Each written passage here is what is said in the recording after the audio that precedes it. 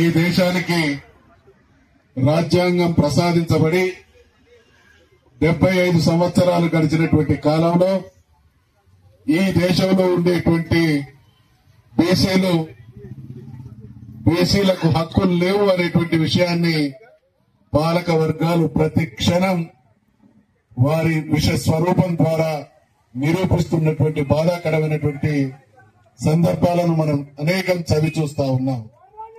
ఈ పాలక వ్యవస్థలు పార్టీలు కాదు, ఆధిపత్య కులాలు ఈ దేశంలో మెజారిటీగా ఉన్నటువంటి బీసీలను, ఈ దేశంలో రాజ్యాధికారం చేజిక్కించుకోవాల్సినటువంటి అన్ని అర్హతలు ఉన్నటువంటి బీసీలను రాజ్యాధికారానికి దూరం చేసేటువంటి కుట్రలు నిర్విరామంగా సాగుతున్నటువంటి సమయంలో వాళ్ళు ఇచ్చేవాళ్ళు కాదు, మనం ఇవ్వాల్సినటువంటి స్థానంలో ఉండాలి, వాళ్ళు పుచ్చుకునేటువంటి స్థానంలో ఉండాలి.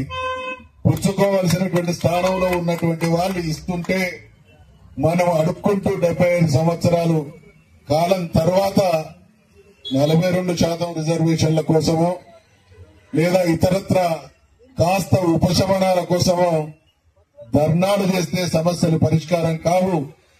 ఈ దేశంలో సమస్యలు పరిష్కరించబడుతున్నటువంటి తీరును చూస్తే దేశానికి స్వాతంత్ర్యం రావడం గాని, తెలంగాణ రాష్ట్రం సాధించుకోవడం గాని ప్రజా చైతన్యం ద్వారా, ప్రజాశక్తి ద్వారా, ప్రజా ఉద్యమాల ద్వారానే సాధ్యమైంది. కాబట్టి మనం వ్యక్తులుగా ఇక్కడ కూర్చున్నంత మాత్రాన ఈ సమస్యలు పరిష్కారం కావు అనేటువంటి విషయాన్ని మరొకసారి మనవి చేస్తూ 42% రిజర్వేషన్ల విషయంలో కాంగ్రెస్ పార్టీ ఎన్నికల మేనిఫెస్టోలో బీసీల పరంగా అనేక హామీలు ఇచ్చింది. అధికారంలోకి వచ్చినటువంటి మరుక్షణమే చట్టబద్దత తీసుకొస్తాం బీసీలకని బీసీల విషయంలో హామీ ఇవ్వడం జరిగింది. కులగణన చేస్తాం, 42% రిజర్వేషన్లు అమలు చేస్తాం.